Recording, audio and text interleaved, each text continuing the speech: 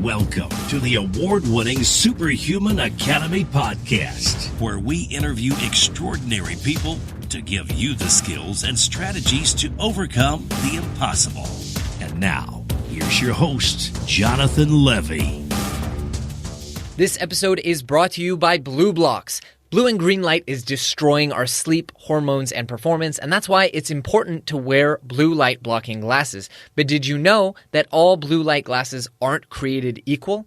I personally have started wearing Blue Blocks blue light blocking glasses, as they are the only blue light blocking company in the world that create evidence-backed lenses for filtering blue and green light.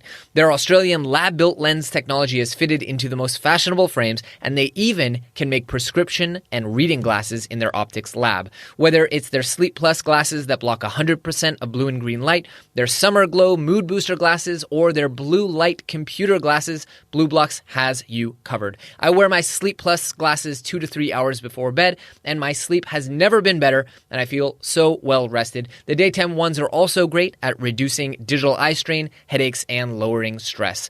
With free and fast worldwide shipping using code SUPERHUMAN at checkout, now is an amazing time to level up your sleep and eye health. Just go to blueblocks.com, that's BLUBLOX.com, and enter code SUPERHUMAN to save 15%. Greetings, SuperFriends, and welcome to episode number 291 of the Superhuman Academy podcast, brought to you thanks to a loving review from Miss Bailey, 5 stars, my favorite kind of educational content. Miss Bailey says, I've been listening to this podcast for 2 years. Sorry it's taken me so long to leave a review. And it ticks all of the boxes for me. Entertaining, check. Makes me want to better myself, check. Introduces me to new experts, check. And that's just to name a few. She goes on to say, Jonathan always asks the questions that catalyze the best conversations. And because of this podcast, I've tried intermittent fasting, dietary supplements, questioned the products I use, and become overall inspired to do more with myself. Thank you, Jonathan. Well, thank you, Miss Bailey. I really, really appreciate the review. It means so much to me to know how I've had an impact on your life. On to today's episode. Guys and gals, today you are going to meet one of my dear personal friends and favorite professional contacts, Stefan Spencer. He's the best-selling author of 3 books. He's a serial entrepreneur, internet luminary, life hacker, podcaster, and contributor to Harvard Business Review and Adweek. His books are The Art of Seo, Social E-commerce, and Google Power Search, although we don't talk about any of that in this episode today.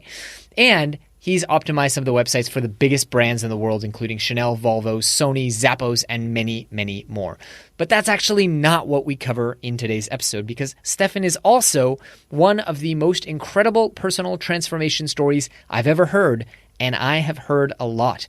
He went from being in a very, very different and somewhat dark place in his life to completely transforming everything about himself in a pretty short period of time. And in this episode, I ask him more about that transition and transformation than I've ever had the opportunity to in polite conversation with him. We talk about the event that started it all. We talk about personal growth as a field. We talk about some of his incredible transformational experiences that he's had traveling the world with folks like Tony Robbins and working with some of the top personal growth thought leaders on the planet. And we share some really, really interesting tips that you can use to spark your own transformation and move past skepticism and into awareness and openness. I think it was a really fun and engaging and entertaining podcast conversation, and I think you will agree. So please meet my personal friend, Stefan Spencer. Mr. Stefan Spencer, how are you, my friend? I'm doing great. Thanks for having me. Yeah, it's really, really great to finally have you on the show. I know you and I have been friends for years, and I didn't realize, because you and I have had so many heart-to-heart conversations, I didn't realize until you pointed it out to me that we've never recorded one of them and shared them with the Superhuman Academy tribe. So I'm really looking forward to sharing your story today. Yeah, I'm looking forward to sharing it too. So Stefan, I'm going to totally begin with, the beginner mind here and pretend I don't know your bio. And I'd love if you shared with folks who you are today, and then we'll go in a little bit about who you were before, and we'll draw that connection. Sure. So I am an SEO expert, an internet marketer, and serial entrepreneur, but I identify more as a spiritual seeker and somebody who is always working to improve myself, to walk that personal development path. I love seminars and masterminds, workshops, anything that will help me to grow and evolve, to elevate my consciousness. Just a week ago, I did a virtual event that was called 5 Awakenings. It's run by O&O Academy out of India. I just love this stuff. I had a spiritual awakening in India in 2012. Prior to that, I was agnostic, almost atheistic for my whole life, pretty much. And then I had this epiphany, and everything's been just miracle upon a miracle after that. And so I guess that's a little bit about me. Typically, when I explain who I am, it's more from a career and business context. So, I'm a 3-time O'Reilly author. I've got right. The Art of Seo is the book I'm most known for. It's 1,000 pages. It's all about how to get to the top of Google. I'm co-author on that. I'm co-author on social e-commerce and author of Google Power Search. And I've worked with companies like Chanel, Sony, Zappos, CNBC, Bloomberg Business Week, that sort of stuff.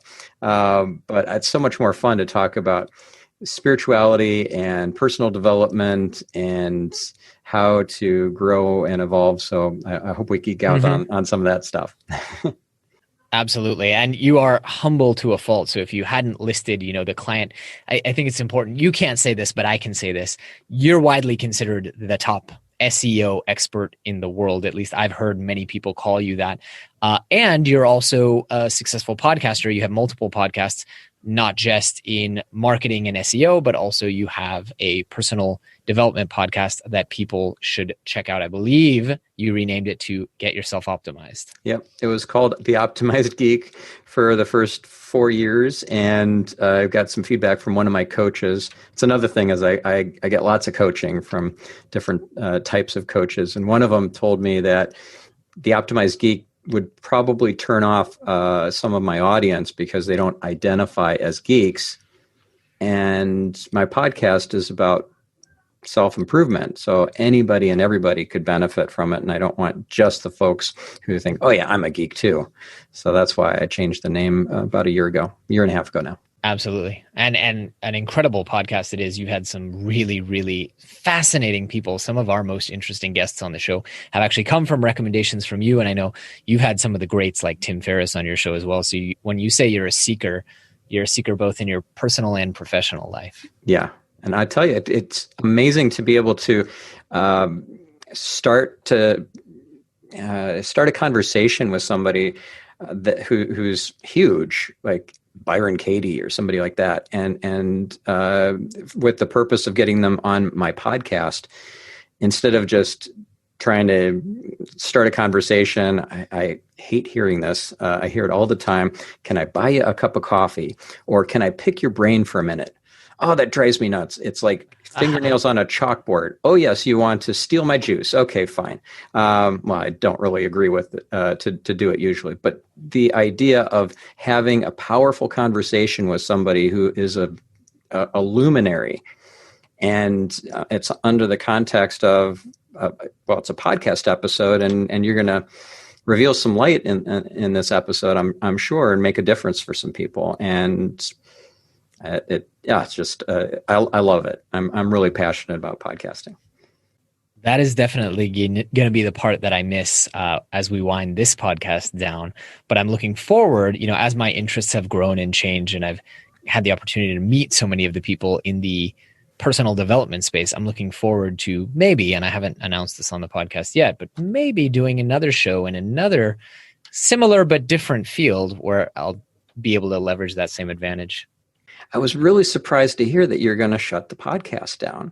And what got me thinking about what the future might hold for this podcast is I learned this thing from Tony Robbins. It's called Ask a Better Question, You Get a Better Answer. And I remember going to it was Unleash the Power Within. That was my first event that I went to of his in 2009. And that's where I learned the story. And he was describing how he went to a car dealership looking at Bentleys or Rolls Royces. I forget which. It was Corniche that he was looking at. And he found out the price and he's like, oh, no, never mind. I don't want it. But the salesperson was a big fan of Tony. And he said, you know what, take the car. I want you to just enjoy it for the weekend. I know you're not going to buy it. This is not a trick. I just want to thank you for changing my life. Have it for an extended weekend for 3 days and put as many miles on it as you want. It's my gift to you. And he's like, well, you understand, I'm not going to buy the car. Like, I totally get it. And so he borrowed the car, or, took it on for the weekend. And then he brought it back, and his wife at the time was saying, don't you dare buy that car. And he's like, I'm not going to buy it. I'm not going to buy it. But on the way back, it was a long drive back to the dealership. He was thinking, well, if I ask a better question, I'll get a better answer. So how about instead of, can I afford this car? Or should I buy this car? How can I get this car for free? And by the time he got to the dealership, he got the car for free. And the way he did it was he called QVC, who had been trying to get him to do a show or infomercials or something for ages. And he called them back and said, all right, I'm thinking I'll do the deal, but you've got to throw in something else. I want you to buy me a Corniche. And it ended up being a 2-year lease. Every 2 years it would get renewed as long as they continued to work together. And of course, he was on QVC for many, many years. So every 2 years he got a new Corniche for that whole time. And it was just because you ask a better question, you get a better answer. So here's a better question rather than how do I make time in my life by closing off the podcast or whatever, or how do I shut this down gracefully, is how can I get this podcast to have a life of its own, even though I step away from it and I don't have to have the involvement. So I don't know what the answer is. Maybe there's another podcaster that you could bring in to host the show, but ask a better question about the podcast, and you might find that you get some new ideas about what to do with it, so you don't have to just shut it down. Just a thought. Yeah, no, it's a good thought. And the question that I'm asking really is, what do I want to be doing, and what do I want to be pouring my passion and attention and platform into? And you're a perfect candidate, so I'm not going to spoil the surprise on the air, but I'll tell you after. You're a perfect candidate for the podcast that I want to do, and we'll maybe touch on the angle a little bit in a future or later on in the conversation. But what I really want to ask is, I'd love for you to describe how you ended up on this personal development journey, because I didn't know you back then. This was many years ago, and you've been on this scene and on this path for the better part of a decade, if not more than a decade. I didn't know you back then, but who were you then, and what was going on in your life that attracted you towards, say, that first, UPW seminar or that first personal development book? Or because as I remember, you were a very successful entrepreneur before as well. Yep. So what is that phrase? A dark night of the soul, something like that. That was basically what happened to me in 2009, and I felt really lost. So some friends, peers, acquaintances told me that I should go to a Tony Robbins event. 3 different people within a couple of weeks who didn't know each other told me to go to this Unleash the Power Within event. I was in Madison, Wisconsin at the time. It was in Chicago, so I could drive the 3 hours to get there. But I thought that's kind of uncanny that 3 different people within a very short time frame would tell me to go to this event. I was going through a divorce. Yeah. I was unhappy. I just was kind of lost, and I needed a kick in the butt. So thankfully, those folks made that recommendation because it changed my life. If you look at my getyourselfoptimized.com website, there's an about page with a before and after photo. It's pretty shocking. So to see what I used to look like 2009 and previous to just a year later, like 10 months later, I was unrecognizable. It was really fun actually going to conferences because I spoke at a lot of conferences, internet and SEO conferences. And nobody recognized me. So I was walking into a group of people who I knew. There were, I don't know, 8 or 10 of them. And nobody knew who I was until like minutes into it. And they noticed my badge. And like, oh my God, it's Stefan Spencer. What? Yeah, pretty funny. And Wow. yeah, so but the thing is the physical transformation that happened, and you're probably wondering, well, what was it that made me unrecognizable? Did I lose 200 pounds or something? No, I hardly lost any weight. I did change my diet, and I started exercising, but I got LASIK, so I didn't need glasses anymore. I got braces, and I got those off by that time. And I also had a hair transplant, which I don't often talk about, but it definitely made a difference. And nobody thinks that it's not natural. It just, it's my hair. It's just moved from one part of my head to another. But that transformed my look. I looked, and I got rid of the goatee, which was prematurely aging me. And I looked a lot older. So all that combined made me look probably 10 years older than I was, and maybe 15 even. And then I just was more vital and vibrant because I'd gotten through this Tony Robbins event, and then I did another one, and he's all about change your state, and I took that to heart. I changed my physiology. I showed up more powerfully and more vitally. I just seemed younger.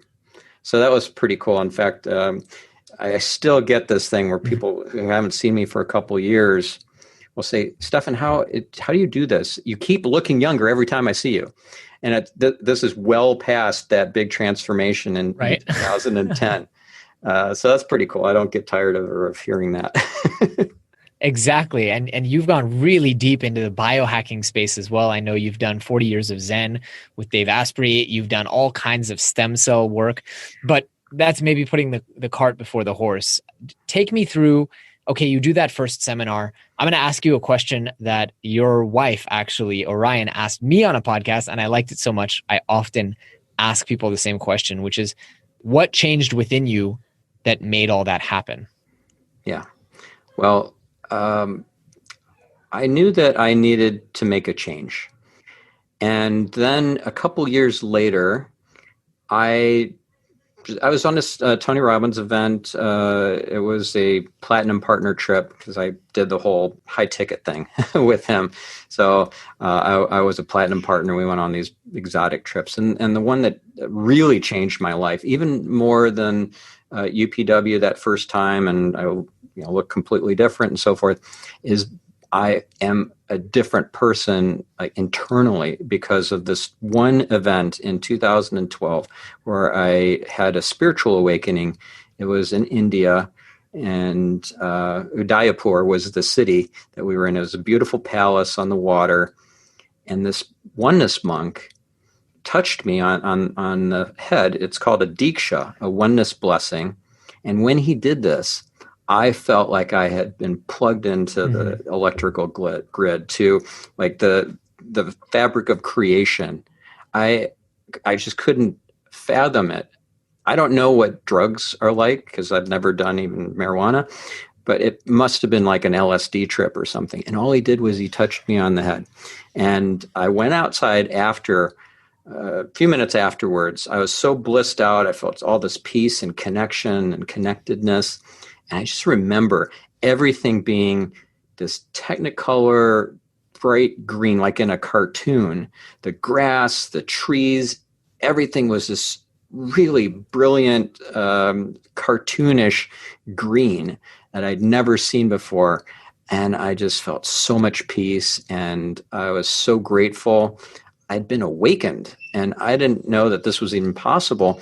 I went to the monks afterwards and asked them a bit more about it. And the explanation was this, that God or the divine is an experience, not a belief.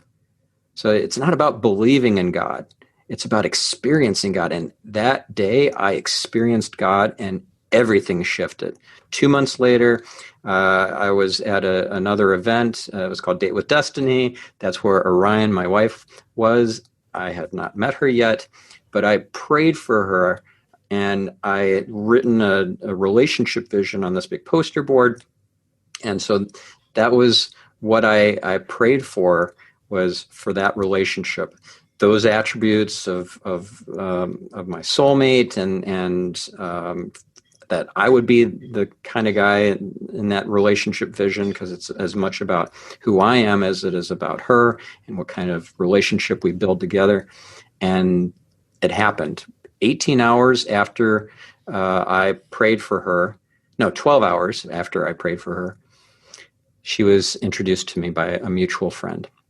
18 hours after that, I said, I love you to her, which is really ironic considering one of the masterminds I was in was the Society, which is a secret society, which is not so secret. It's actually got a website. It's a secret society run by Neil Strauss, the famous pickup artist who wrote the book, The Game. And I knew a lot of pickup. Not that I was super successful at it, but I was 100 times more successful at meeting women than I was previously, especially the guy that, if you look at the before photos, that guy could never get a date. Right. I mean, I was married for most of my adult life, but after the divorce or after the separation, I didn't have a single date for 2.5 years. Oh my gosh. That was quite a dry spell. So I learned pickup. I learned how to be confident and all that. And yet all of that melted away. It wasn't about that. It was like just trusting in the Creator, trusting in divine timing, and that everything's just going to be okay, and just surrender to it. And that's how we met. I'm so grateful. I mean, it gives me goosebumps every time I tell this story. So 18 hours after we met, I said, I love you to her. But the thing is I knew 5 minutes after meeting her that she was the one, that she was my soulmate. And the reason why is because in India, I had learned how to give Deekshas myself, the oneness blessing. So at Date with Destiny on the last night, they do a big oneness blessing where the blessing givers who have been trained, like myself, would go from person to person, and the lights would be low and beautiful music playing and so forth, and we would bless people. But there weren't as many blessing givers as needed to cover 5,000 people or whatever was in the room. So not everybody got touched, and she didn't get touched. So when she mentioned that to me, and I just met her a few minutes earlier, I'm like, well, I can do that. I learned how to do that in India. Would you like me to give you a Diksha? And the thing about a Diksha is the more you pray for the person, the more divine grace passes through you to that person. So I was praying for her like she was my soulmate, and we had just met. So I knew. Whoa. I knew. Now I have to ask, after all this experience, you and I have talked about spirituality and about energies and things like that. Do you believe in one conscious, sentient beings, kind of in the traditional Abrahamic sense of a god, or do you believe in a force without a name? Maybe elucidate your beliefs after having had this experience. Yeah.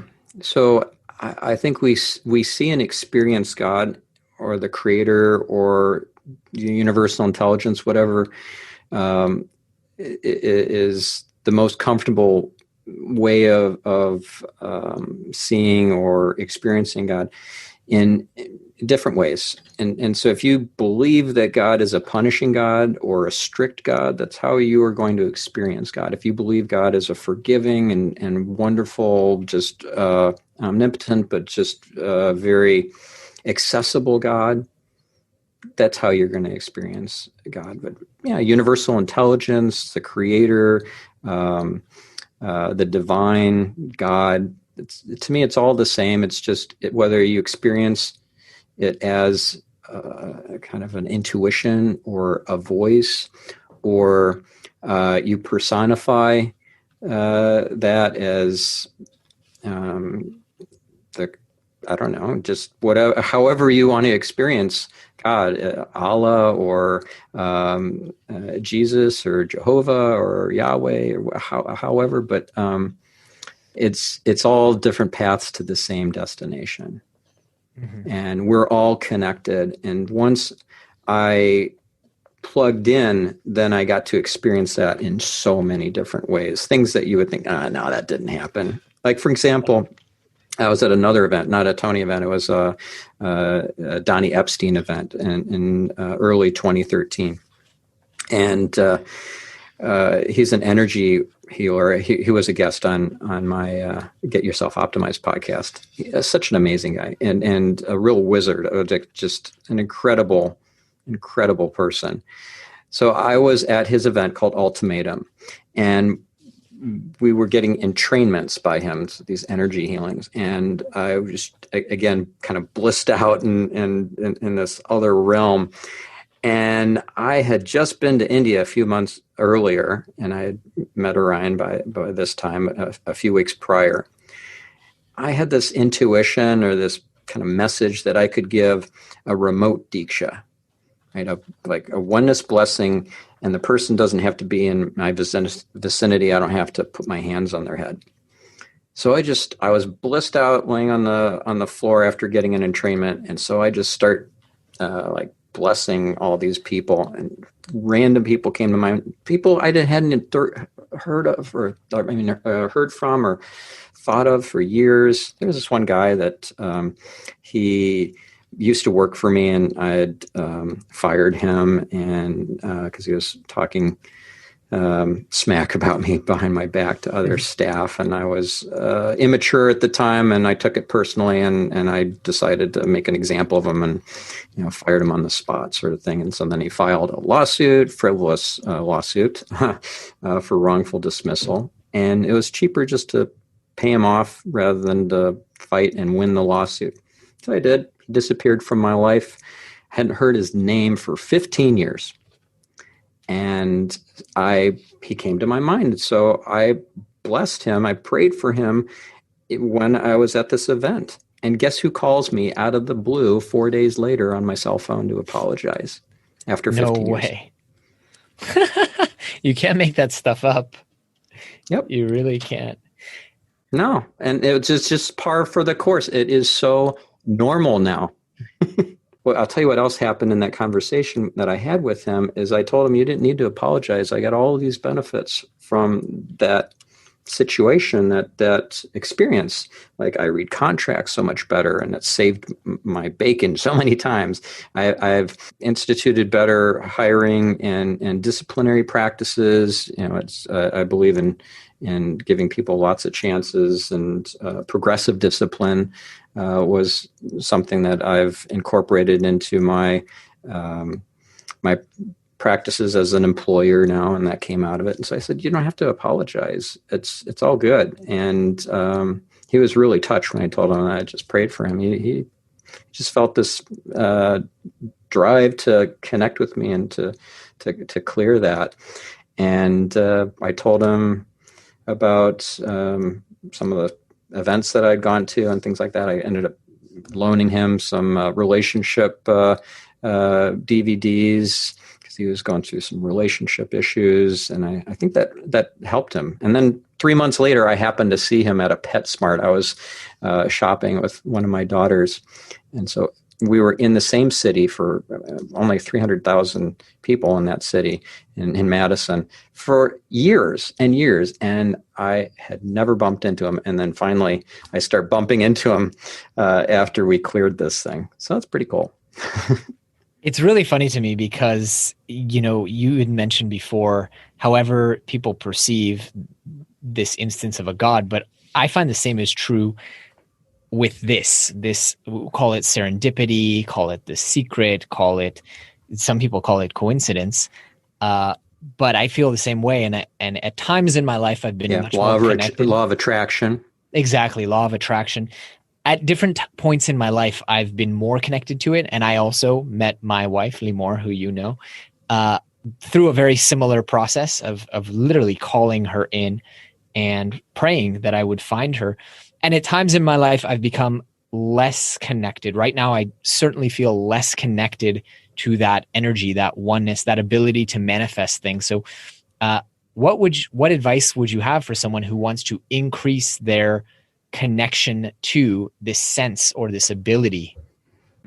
Yeah, that's a very important question because uh, until you experience it, you're essentially asking somebody to have desire for a certain kind of fruit or dessert that they've never tried before. That's very foreign to them. They have no understanding of it. Like some Indian dessert you've never tried before, never even heard of, and I describe it to you. Does your mouth water? No, probably not. Are you really desiring that dessert? Probably not, because it's just not part of your consciousness and your experiences. So I guess the best advice I can give for somebody who has not experienced that connectedness, that serendipity, and connected the dots, that is actually the creator at work, then go to an event where there is some sort of opportunity for spiritual awakening, like a oneness. O&O Academy is in India. They have amazing events. Of course, it's all social distancing now, so you've got they're doing Zoom-based events. So that I would highly recommend. Another really wonderful spiritual practice is Kabbalah, and I started taking Kabbalah classes from the Kabbalah Center in LA, and that was amazing. That has been as powerful as anything. I keep talking about oneness and India, but what I've learned in Kabbalah has taken me to a whole other level.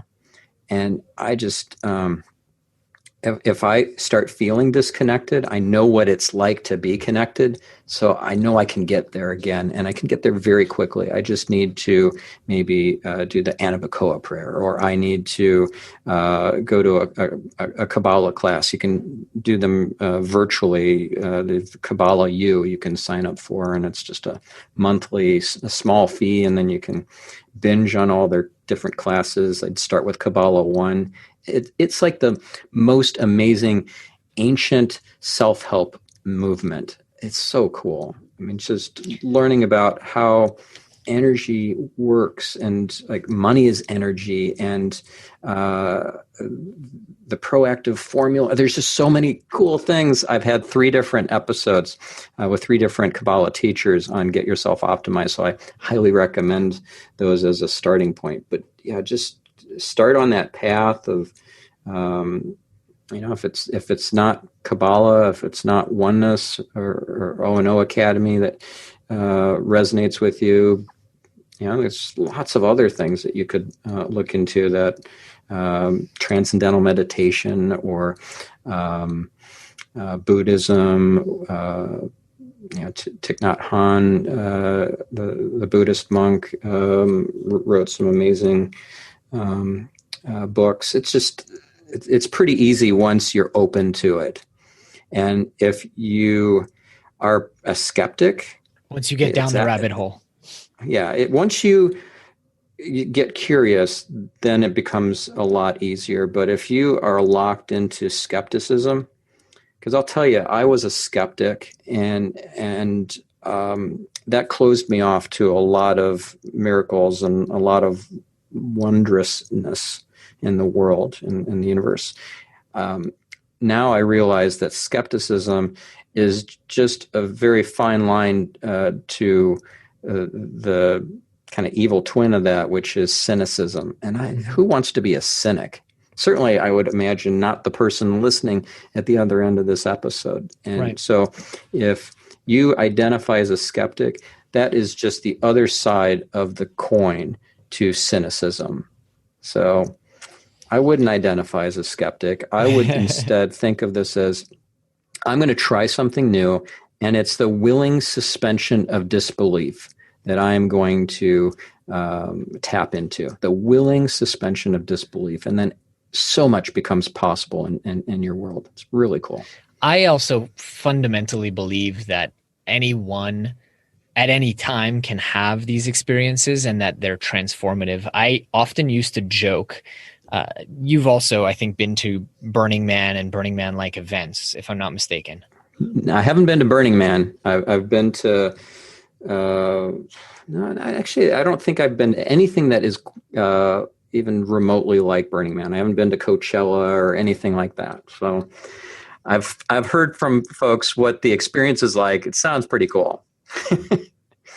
Right. So I used to always joke and say like that there was something. So I studied sociology, right? And I did my thesis on liminality and communitas. Communitas is a fancy word sociologists use for a bonding experience, that a sense of bonding that people have when they go through some kind of transformative event together. So what you experienced probably with some of your peers in your first UPEW program.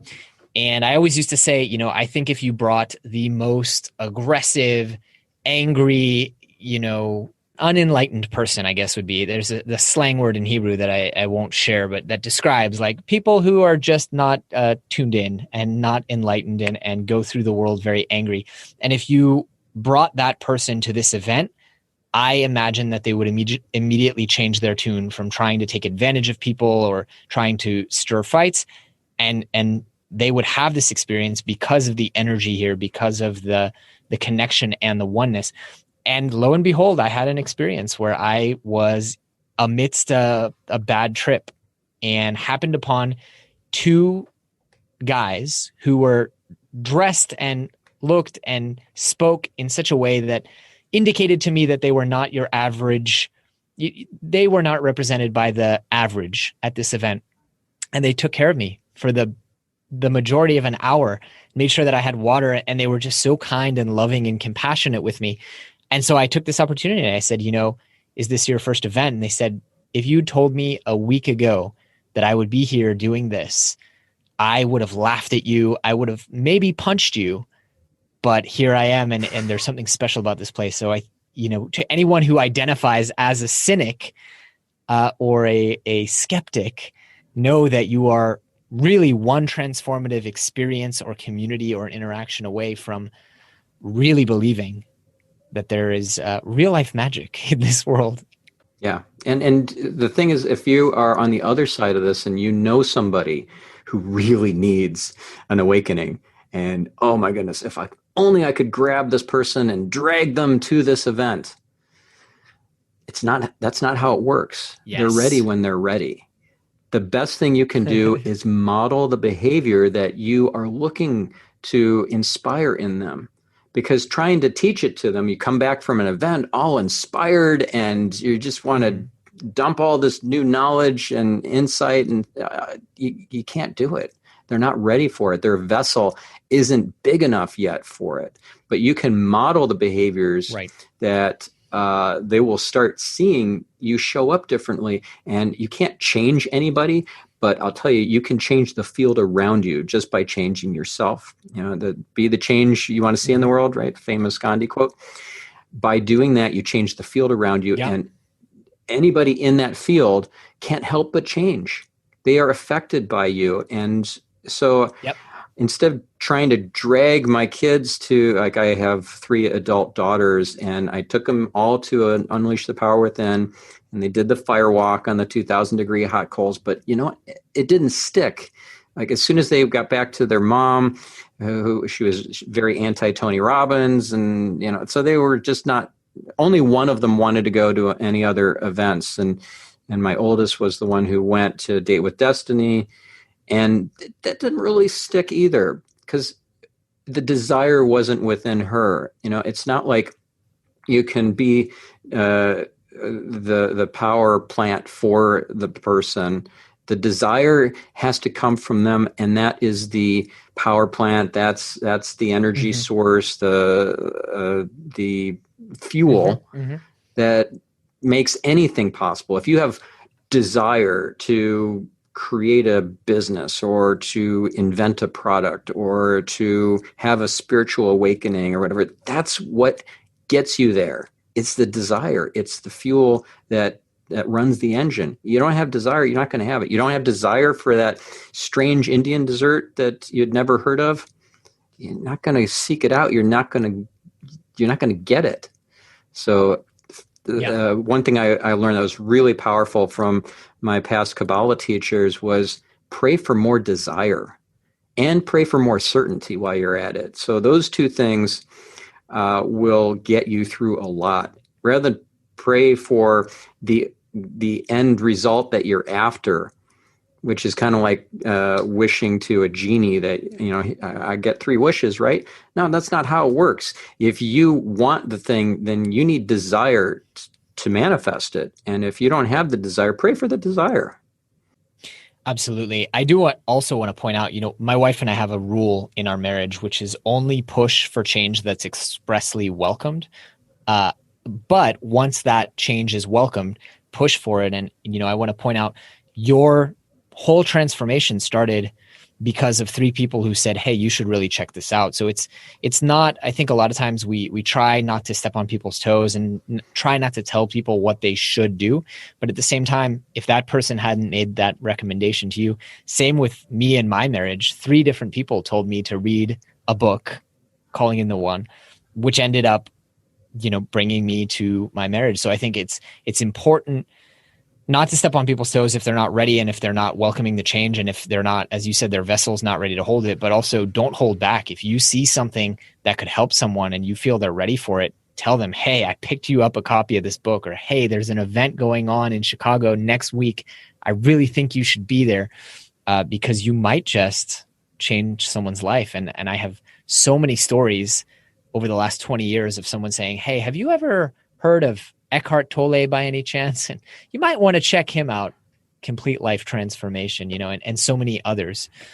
Yeah. And if you're sharing your story and your experience without trying to lecture or proselytize to them, they're going to be a lot more receptive. So you're not trying to inject your own belief 100%. Systems or values on somebody else. You're just trying to share an experience with them that might be helpful, might open a door, and you're essentially advocating for that person. Stefan, do you have any idea how much you've invested in your own personal growth over the last, say, 10 years? I would guess at least $500,000, maybe $1 million. And I've gotten the ROI out of that by far. By far. Like I figured that, so I did 3 years of platinum partnership. That was Tony Robbins' thing. And I get a lot of skepticism from a lot of people are not that keen on Tony Robbins, and that's totally fine. So I'll get pushback like, what? You spent that much money? That was probably, well into the 6 figures. I won't get specific, but it was well into the 6 figures. And I got, just in direct client revenue, $450,000, I would say, because of wow. being in platinum partnership. So it much more than paid for itself. But then I found my wife through it, because if I hadn't been a platinum partner, I wouldn't have gone to India, and I wouldn't have had that spiritual awakening, and then I wouldn't have been at Date with Destiny in one of the front rows where the mutual friend who introduced the 2 of us, who is also a platinum partner, I wouldn't have known him, and he wouldn't have been able to introduce me to Orion, and I wouldn't have had. It's just, it was 100 million times ROI. It's priceless to have your soulmate, to have your connection with the Creator have happened because of that serendipity. It wasn't that, I'm not saying you have to sign up for Tony Robbins or for any other particular event. but be open and trust that life is happening for you, not to you. Absolutely. I would love to hear, though, what are the things that you find yourself most recommending to other seekers? That, I mean, you've done, every time I talk to you, you've done 3 different new seminars or courses or programs or memberships. So you've really tried the gamut, probably more than anyone I know, besides perhaps our mutual friend, Joe Polish. So I would love to know, what are the things that stand out to you that you find yourself time and time again recommending that people should check out? It depends on what their needs are. So let's say it's a business related, or I don't know, let's say they need some epiphany in their career or in their business life. I would probably recommend Strategic Coach, Genius Network. Yeah, just so many different events that I've gone to in masterminds, Super Fast Business and Silver Circle. You might want to try War Room. I went to one War Room event. It was cool. I didn't end up joining, but I love Genius Network. It's just a great group of people. That's run by Joe Polish when we're both in that group. So those are just off the top of my head, a few different kind of masterminds and groups. I highly recommend getting a coach, because that will help keep you accountable and help guide you specifically. And if you're looking for, let's say, better sales processes and skills, get a sales coach. If you're looking to be more productive, more accountable, more intentional, get a productivity coach or a personal development type of coach. If you're looking for like spiritual epiphanies, get a coach, like a Kabbalah teacher type coach. One of my Kabbalah teachers, Eliyahu Jian, he was at the Kabbalah Center for many years. He's now offering coaching. So if you're wanting that kind of spiritual angle, get him as a coach. He's amazing. And yeah, so masterminds I've done, I don't know how many, at least a dozen of them. I mentioned a few, Platinum Partnership and Genius Network and so forth, but there's also, in the Society, of course, I mentioned. That was really not about pickup so much. It's still going. Neil Strauss still runs it. It's about personal development. It's about having big breakthroughs in your life and slaying your dragons, your inner demons. It's really good. So I could probably rattle off dozens and dozens, but those are just some of the ones that come to mind just initially here. Fantastic. Now, Stefan, I know we're coming up on time here, so I do want to give you the opportunity to let people know, where can they reach out, learn more, get in contact, download your podcast. Where should we send folks? Yeah, so stefanspencer.com is my main website that has lots of great content about online marketing and SEO. If you're keen to explore the whole personal development angle, getyourselfoptimized.com has the podcast, and there's information there about getting coaching with me. There's also my other podcast, Marketing Speak. So that's marketingspeak.com, which is all about primarily online marketing, but I've had some of the real legends of marketing like Seth Godin and Jay Abraham, Dan Kennedy on the show.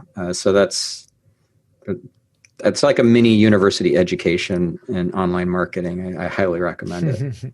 Awesome. Now, I do want to thank you, Stefan, but before I completely let you go, I want to ask you the question I always ask every guest on the show, which is, if there's one big message people should take away from this episode and carry with them for the rest of their lives, what would you hope for that to be? Just to be less skeptical and practice the willing suspension of disbelief. That's a fantastic message to end on. Stefan, my friend, thank you for coming on the show. It's been an absolute pleasure. It's always a pleasure to connect. And I hope we can get together face to face soon with all this craziness. I hope so too. And you've been such a great friend. And, I don't normally hear guys tell other guys that I love you. It's like, I love you, bro, or I love you, mate, or buddy, or whatever. They always got to put something at the end. But Jonathan, you are an amazing person, and I love you. You are just you are a bright light in my life. So thank you. I love you too, Stefan. Thank you. I really appreciate that. Thanks for tuning in to the award-winning Superhuman Academy podcast. For more great skills and strategies, or for links to any of the resources mentioned in this episode, visit superhuman.blog. While you're at it, please take a moment to share this episode with a friend and leave us a review on iTunes. We'll see you next week.